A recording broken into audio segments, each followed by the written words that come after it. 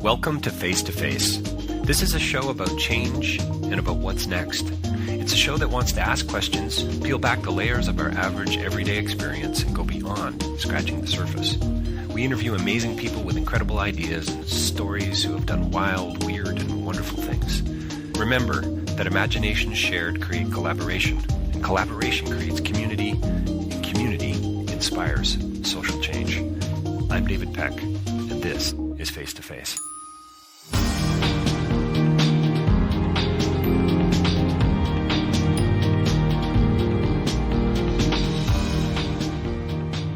So my next interview was, again, another real treat for me at the Toronto International Film Festival. I had the pleasure and the opportunity to interview Fisher Stevens and Malcolm Venville talking about their new film, And We Go Green. I mean, this is one of those films. It's a great film, but it's also it's an important film. It's a distinction I make often, you know, that great, that important, and when the two come together, isn't it wonderful? It's produced by a group of different people, including Leonardo DiCaprio, and it is...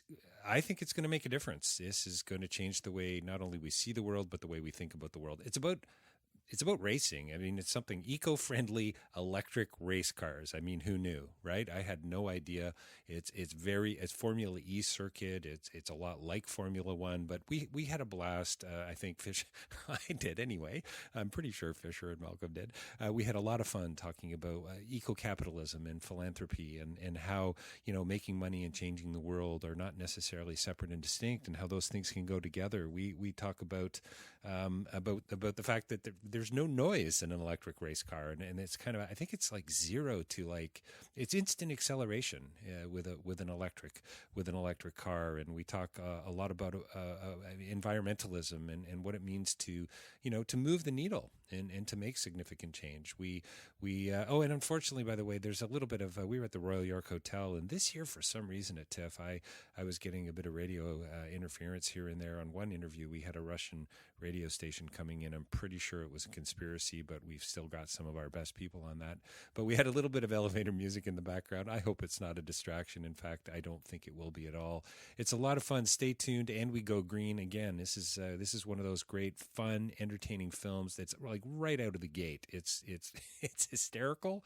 It's deeply ironic and really interesting and just like the interviews. So stay tuned. Fisher Stevens, Malcolm Venville coming right up. And don't forget, davidpecklive.com for more information about my writing and speaking. You can get a copy of Real Change is Incremental there. You can pick it up on amazon.ca and find out more about my speaking and my writing, and face-to-face-live.ca. If you like what we're doing here, please get behind us and at least leave us a quote on Spotify or iTunes. It really does make a difference from a social media perspective. And if you want to get behind us financially, you can do that on Patreon as well. Support the work that we're doing here. We've got a lot of great films and interviews coming up in the very near future. You can also advertise on the podcast or in our newsletter, banners on the websites. Reach out if you're interested. You can do that through the email address on the site. That's face-to-face-live.ca. And don't forget, I also exist on the platform rabble.ca, news for the rest of us, whole host of other writers, bloggers, and thinkers making a difference in the world. News for the rest of us. And stay tuned. Coming up, a fun, interesting, engaging interview about a brilliant new film, including a little bit of elevator music in the background, And We Go Green. Fisher Stevens and Malcolm Venville coming right up. Well, welcome to Face to Face. We are joined by two very special guests here with us today to talk about their new film, And We Go Green. Fisher Stevens, Malcolm Venville here, I think, on the 19th floor of the Royal York Hotel. A little shout out for them. Yes. Malcolm and Fisher. Yeah, that's right, Steve. Yeah. Thanks for joining me today. It's a pleasure to be here. Yeah, we love being in Toronto and showing our film too. And congratulations on the film, by the way. It's fun. It's fascinating. It's a real case study, it seems to me, on capitalism and climate change and relationships. And I think, you know what? Let's start with this. Let's just go right in. I'd love to hear about your experience at the festival too, but I think I read co-directors. I think I read somewhere that you guys are making a film about people. Yeah, I think documentary is much more successful when you are making them about characters. And we decided to make a character film first and spread a little message second, and also deal with a competition that most people have never heard of, or if they've heard of it, they don't really understand it. So that was the kind of, but character was first. I totally agree. I mean, for me, being invited by Fisher to come onto this project is one of the great experiences of my life, because I grew up dreaming of motor racing. A kid from underprivileged background to actually be mingling and sitting around cars and filming them and talking to drivers and being around this elite world of motor racing is a phenomenal experience for me, and I hope it's reflected in the movie. Were there times when you just wanted to put the wretched camera down and just enjoy what the heck was going on around you? It's a good question. Well, I was too involved in the making of the film, which was intensely concentrated, right, Fish? Yeah. It was. I think you kind of learn so much more by filming it than you do just watching it, and it gave us. We did have an incredible. We did have incredible access, but no, I. This is for me. It's another reason I make documentaries. Is I like to enter a world I don't know about through the lens. So you've worked in a variety of different filmic worlds, if I can call them that. Can you talk a little bit more about that, the difference between sort of approaching things narratively and we're just going to have to deal with the elevator music in the background, by the way, guys. I think it just got louder, didn't it? Yeah. No, it's okay. Yeah. I approach, yes, things are different, but I always try to approach my documentaries in the same way I would be making a feature film, telling a story that unfolds with characters that I want the audience to relate to, that I want the audience to feel for, that I want the audience to kind of get engaged in their lives. So for me, yes, I'm not directing actors. I'm kind of capturing characters. But at the same time, in my mind, I almost see it as a script in the editing room that they're doing lines back and forth to each other to help build a story and build the depth of a character when watching a film. That's true. I mean, any dramatist will tell you, plot is not the story. It's always about characters and people, 100%. And I think, the challenge was to find the good, the bad, and the ugly and bring them to the surface. And I think that what was great about working with Fish is he has a good laser for that. Able to focus? Is it about... Well, we tried to focus on, like, the good, the bad, and the ugly, and, like, who's going to be interesting for an audience? Who can an audience relate to? Sometimes you have a great driver, but their personality is not very exciting. So this was more about trying to get a great driver with a great personality, or as many as possible. That was always and you definitely nailed that. That's for sure. So what is it that we're even talking about? I don't even think my listeners know. And We Go Green, right. Opening of the film. It's the film, and it's about a lot of things. As any great film, it's always layered. So Malcolm, Formula E is an all-electric, open-wheel motor racing formula that races in cities all around the world in a 12-city championship. And the driver, the man or woman, who's accumulated the most points becomes champion. And we documented that story over the course of the 4th season of Formula E. But more importantly, it's electric. It's clean. And I think, as Fish will tell you, that's what attracted us. Right. I think, the idea to make the film actually came from Leonardo DiCaprio. He and I had made a film before this called Before the Flood. We had a really good time making it. Very tough movie. Had some heavy messages. Wanted to look for another environmental film that maybe could attract a different audience, that maybe was a different type of storytelling where you understand that we're in trouble, but maybe we're not nailing it over the head.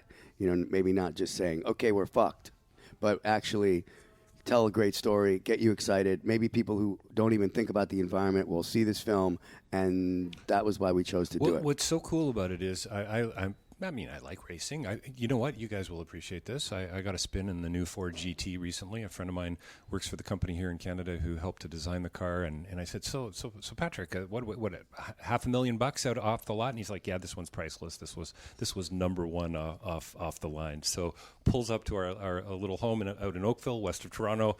Ford GT. Sadly haven't posted the photo on Instagram yet. It's hugely popular. I mean, soccer, football. Hugely popular worldwide global sport, but racing, this is a whole sort of, I wouldn't say a disinterested audience in climate, but probably maybe not the top of their list. That's what's exciting about the project. It's people haven't heard of Formula E. People who watch Formula One don't really care about environment. I could be wrong.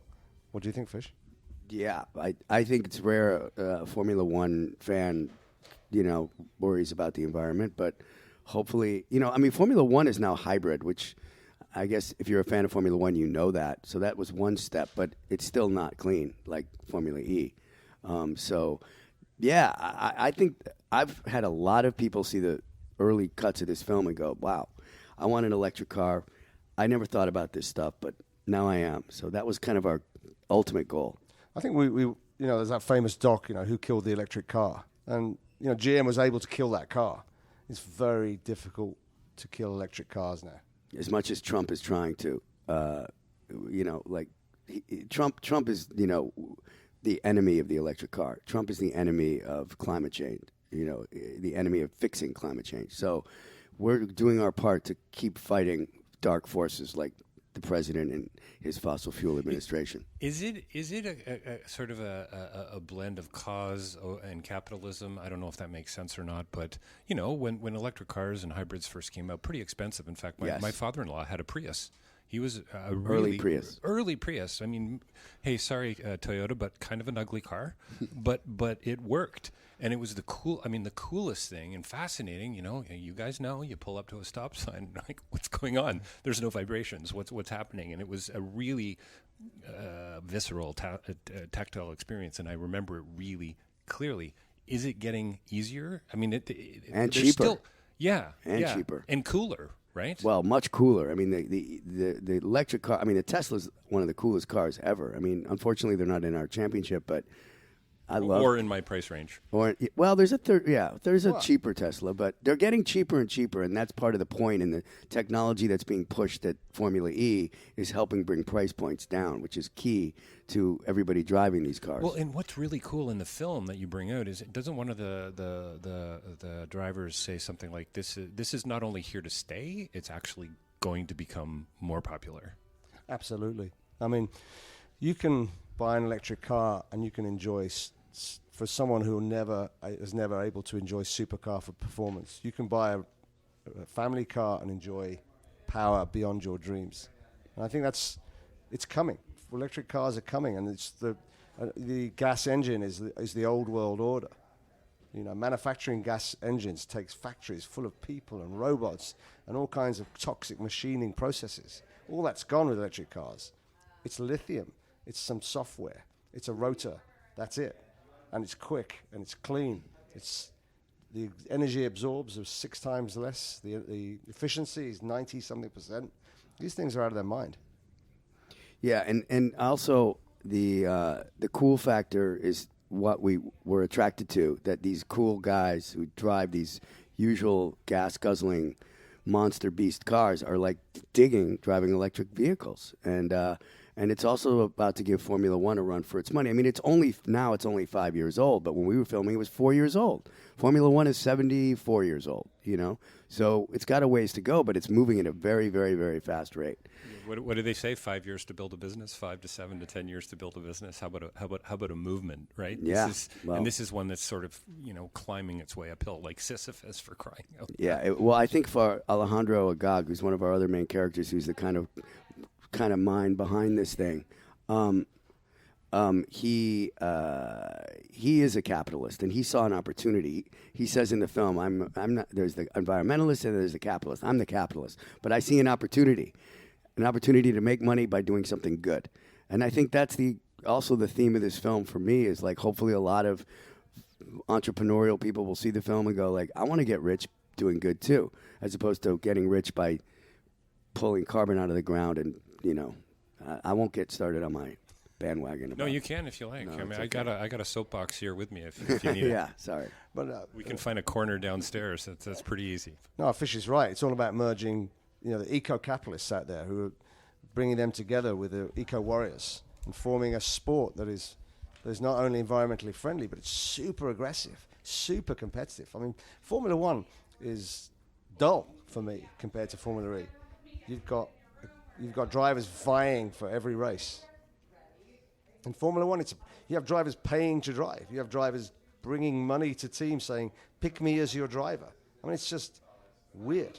But with Formula E, you've got a bunch of drivers who are on regular salaries who are super aggressive, and you don't know who's going to win a race. The most psychotic driver may be the most psychotic, the most thoughtfully engaged driver in terms of managing energy. He's going to win that race. Who knows? It's very unpredictable and exciting. Malcolm, Fisher, didn't it come out in the film that there's some serious and new challenges to operating these cars? I mean, they're very different. And yet, I mean, when you started, with respect to Formula E, I thought, okay, cool, but they're not going to go very fast.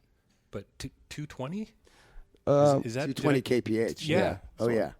I mean, they could be going much faster, but because it's a street track, you can only go so fast. I mean, the other thing I loved about this film is Formula E races in the hearts of the city. Right. Paris, You start in Rome. Hong Kong. Yeah, Hong Kong. And Would have been a different film if you'd been filming there now. That's I know. sure. Wow. And maybe 2 films, actually, or 3. yeah, I mean, Alejandro's going there now to discuss whether or not he can race there again. Wow. Yeah, it's heavy. But I think this building of the track is you get to see that in the movie, like how they turn a city into a racing It's course. pretty cool. They do it here in Toronto as well with the IndyCar. Yeah, right. Yeah. So it's very interesting to watch that happening. It brings the cars to the people. They can take a subway. They can take take public transportation to get to the race, and then they can some of them can watch it from their windows, and then at the same time, these cars, that's why they could go faster, but they're not always allowed to because the track's too small. Malcolm, I think you were going to dive in when I talked about the challenges too on the actual driving of the cars. I guess the geometry or the mathematics behind the car, I suppose. I mean, I think I could be wrong with Formula One. I mean, there's a lot of data in Formula One, but there's shitloads of data in Formula E, and it's like driving a cell phone and you've got no battery left. It's like, should I call an Uber? Should I order some food? Should I call my wife? What shall I do? What decisions shall I make in order to extend the life of my battery? And those are the things drivers are thinking about in the middle of a race. It's all about conserving energy, not just about pedal to the metal. So it's complex. It's complex and engaging. I was just thinking, electric mobility is a bit like when the jet turbines came in. When you're flying transatlantic in the old prop planes, you don't want to go back to props after jet turbines. And no one's going to want to go back to gas after electric when you see the amount of power they're going to deliver in 1 or 2 years. And the amount of money it'll save you. And you don't have to go to the gas station. Once the battery charging gets more, already you can, you could drive 270 miles, 208 on a charge. But once the charge gets quicker and easier, it's over. And we're very close. And I think the thing about Formula E is it's pushing that technology. And it's trying, those cars are powered by aquafuel. It's a glycerin made of biofuel and cooking oil runoff and algae. That apparently is quite tasty. Oh yes, I loved it. Yeah, that's why I'm so thin. Did you guys after that scene with Leonardo DiCaprio? Did you guys just shoot some? Did you chill some and shoot it, or? Yeah, I have some downstairs. I can. Okay, excellent. Did we semi-sweet? I think was the line, wasn't it? Yes. Yes. Oh, it's a brilliant. Look, it's on paper, it's all perfect.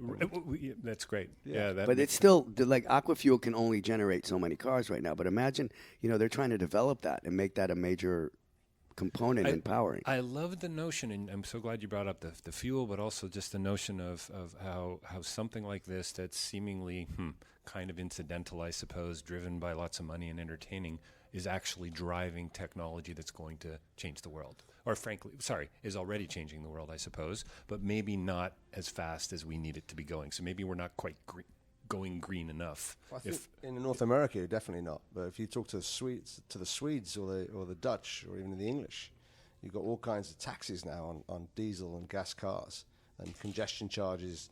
And I think the Swedes want to go. Volvo want to go all electric. Well, they are. Well, Volvo does not make any full combustion engine cars anymore. Over. Only hybrids and electric. Gone. Okay. 2019, could be a sponsor for the podcast. 2019 on. There's no more. It's incredible. Well, and Brexit's going to kill gas cars because no one's going to build a factory and have 5,000 people. You mean something good's going to come out of Brexit? Yeah, that's amazing. Wow. Okay, it's necessity. Is this you going political on us now, Malcolm? And by the way, happy for you to go there. Well, I think what's interesting about Alejandro Agag is that he is a politician or was a politician. So it's a question I want to ask, but please go deeper. The Pope shows up in your film. Alejandro's connections. Yeah.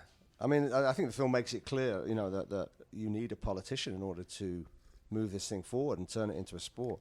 And he's perfect fit for this. You know, he's an entrepreneur, he's an eco-capitalist, he's a politician, and he knows how to talk to people in high places, including Pope Francis. Yeah. Pope's been in a few of my pictures. That's like he was in Before the Flood too. Is that on your CV? Yeah, he was in Before the Flood. He loves me. He loves you. A big fan. I'm very excited. Huge fan of the Pope. Yeah. Even though he kicks me out right before it's time to shoot. They don't let me film him.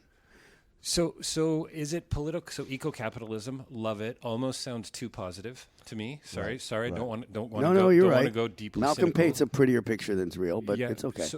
But let's talk about that and that entrepreneurial spirit and what's the other phrase? Philanthrocapitalism was sort of tossed out a few years back about we're gonna make bags of money and we're gonna make the world a better place at the same time. I think philanthropy is not on the agenda here, really, with Alejandro. I think it's more about let's make this thing work.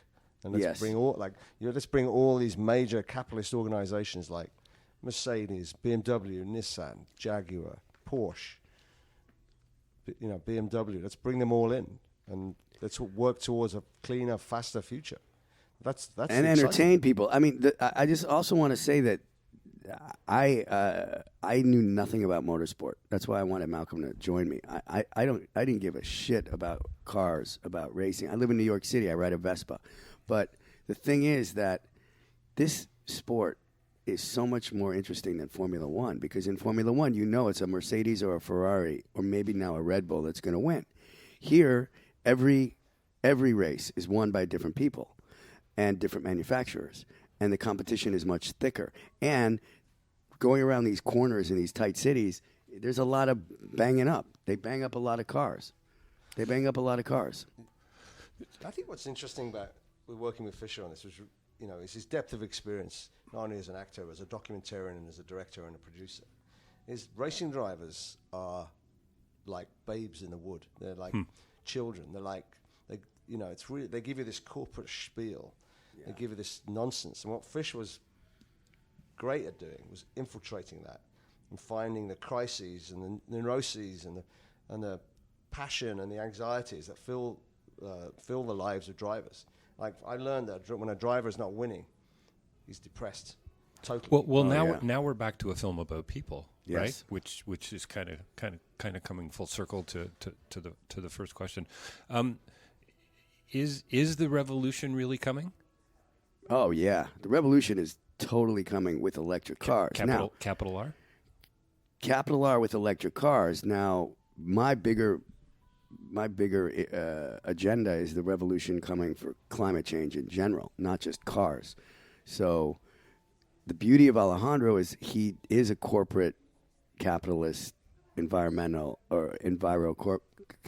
corporate capitalist. But can he help turn these other things into being green and making money?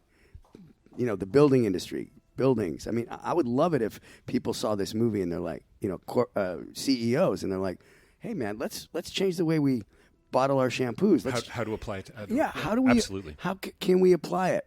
So that's my other big agenda. But you have to tell it through people, and that's why if you have a good story about cool people, interesting people that you can relate to, then you'll come see this film. Well, and isn't this why, I suppose a raving capitalist would say capitalism is going to save the world because, and I've got issues with this, but the free market drives it, right? It's ingenuity, it's entrepreneurship, and that is all true. But for me, I think as a social change guy, it still sort of presupposes that there is kind of a philanthropic edge, or there is, Alejandro still seems, at the beginning of the film, to want to do some good. Yeah. Right? He does want to do good. Yeah. He's got kids. He knows. But I just want to say capitalism out of control is what's killing us. It's what's killing us right now because that's what's happening. It's a balance, I think, isn't it, between capitalist spirit of adventure and local government, and central government. It's a balance of working towards a cleaner future. You're right. This global warming is coming in a really serious way, as Fish has described in his previous movies. Well, who would have thought when we made Before the Flood that you'd have fascist dictators that would just kill all climate regulations? You got Brazil, you got Philippines, you got America. You got now, who knows with Brexit? I don't know. Maybe Brexit will help the environment. That would be great. But, you know, it's just incredible to me that we're at this place in 2019. It's going to change the way white men do their hair, that's for sure. Yes. Well, you can see it with Malcolm right now. Oh, yeah. No, it's crystal clear. Yeah. So where can we see Before the Flood? It's on iTunes now. Good. Yeah, Excellent. iTunes now. Great. And we are figuring out where we're going to see it, and we go green. That's why we're at the Toronto Film Festival. Nice little to find a home. So is this, you know, what struck me too, and I love all the metaphors. And did green light really not come on, by the way? Oh, yeah. 100%. That's real. Yeah. It's like the got best. lucky. Yeah. You can't write that stuff. I know. mean, it's just... I mean, it's super interesting. Yeah, and we go a shade of green, Yeah. maybe. Let's hope, yeah. Yeah, I know it was really interesting in the edit, putting that together, watching Fish. You know, like he's a documentarian. He tells it the way it is. You know, there's no fictionalizing. Everything we put forward here is just transmitting what happened. So sadly, we're probably going to have to wrap it up in a couple of minutes. And once again, as most of my listeners know and probably sick and tired of hearing about it, is I feel like we're just getting started on this conversation. So maybe a part 2 down the road, maybe a conversation about Before the Flood. But is this about winning? I mean, there's so many metaphors. There's so many metaphors in this film, right? In the pride and the ego of the race car drivers. You were talking about their idiosyncratic like nature, and you know, you Fish were peeling back the layers. It is. Yeah. Anyway, go. They're completely ruthless people. A racing driver is a terrifying person. They want to win. They don't want to coast.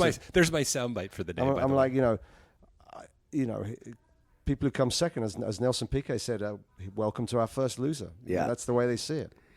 That's what they do. That's what they live for, is to win, which is very different than me as an artist. So it was trying to get into their mindset. And it took me a long time to understand that. Malcolm, because he knows motorsport so well, he got that instantly. I didn't get it at all, because I just thought, oh, okay, so you lose, so what big deal? So second place, third place, shit, man. Second place is cool, but not with these guys. Fuck, second place, you lose. So winning is everything for these guys, and then, you know, it's challenging to tell a story about guys who only give a shit about winning. So that was another challenge, because you got to get deeper, man. It can't be just about winning. I can't help but, I mean, it's maybe for you guys a trite metaphor, but to me it's not. I mean, isn't there a race going on now? This whole getting people on board. Isn't this about winning not only the argument in the White Houses and the Parliament buildings around the world, but in people's homes as well, right? Absolutely. It's top down, bottom up. I'm astounded by how many people I do hear and do meet who are, well, you know, there's still a big question mark for me around climate change. You know, it's just. It's, I don't care about anyone over 18 or 20. It's all about the kids. Wow, cool. It's all about the second soundbite. Yeah, it's all about the nippers. You know, it's like they're going to see this, and I've seen it with our kids. He goes, when they see an exhaust pipe sticking out of your car, they don't want to know. They're not interested. Yeah, you should talk to Trudeau about the tar sands. Have some conversations with him. Maybe have a podcast called Trudeau and the tar sands. Yeah, I've got my people on that right now. You know, yeah. you know, your Canadian economy is not thriving so much from the tar sands. A lot of other people are getting rich outside of Canada, and you're really hurting a lot of your local native people who live where the tar sands are. We shot in the tar sands for Before the Flood, so I speak what I know.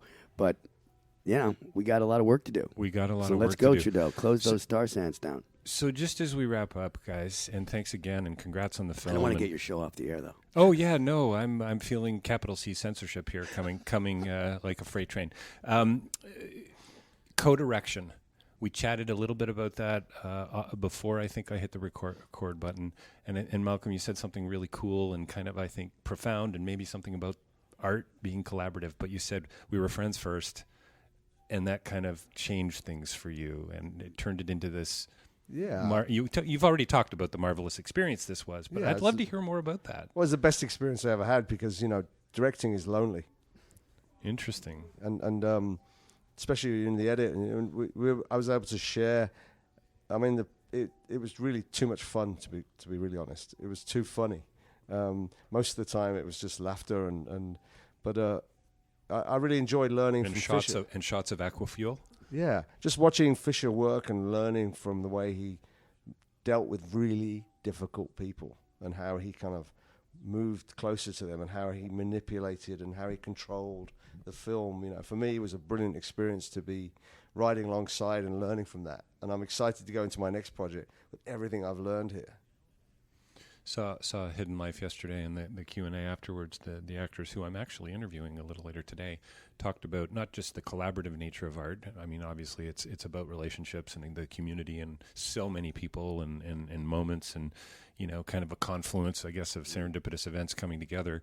But they talked about Terrence Malick creating a space and an openness and a willingness to listen, and it's just interesting. It's a lonely experience. So you were able to share it with somebody. It's funny you said the word openness. That's something Fisher pointed out to me. I was closed about a lot of things, especially my prejudice towards the drivers, and being able to open myself to their world was something Fish passed on to me, and I'm grateful to you. For Thanks, but I had no prejudgments because I didn't know anything about drivers, but. It was great for me, too, to collaborate with a visual artist like Malcolm because I'm about to go direct a feature, and I think a lot of what I learned from watching Malcolm shooting these cars and shooting these people, I'm going to take into my next project. And it was a wonderful experience. And it is so much more fun to hang out and share these experiences with someone you love, as opposed to just going in and being by yourself. And, especially in a world that was so foreign to me. Because it would have been really... Well, it's got to be pretty cool and memorable to say, hey, look at the shot we just got, or wow, we just got the opening of the film, and to be able to share that with somebody, not to just call somebody on the phone and say, listen to what just happened. You're actually there. You're present. You're together, right? Yeah. And I love the mentorship-like nature of it too. It's really, really quite cool. We got lucky, and I think it shows on screen. I think the love that we all had of making the film is on the screen. So, yeah. Awesome, guys! We barely got out of the gate, and but I want to say a big thanks to Malcolm Venville and Fisher Stevens here. Looking forward to your next films. Thank you. Co-collaboration, co-direction. Well, we have there's a 6-hour miniseries on the History Channel about Ulysses Grant that Malcolm directed and I produced that we did after this. Nice. I exec produced, yeah. So lots of work to do. Lots of work to do. Thanks. We've been talking here at the Toronto International Film Festival with Malcolm Venville, Fisher Stevens, about their brilliant and fun new film, And We Go Green. Thanks, guys. Thank you.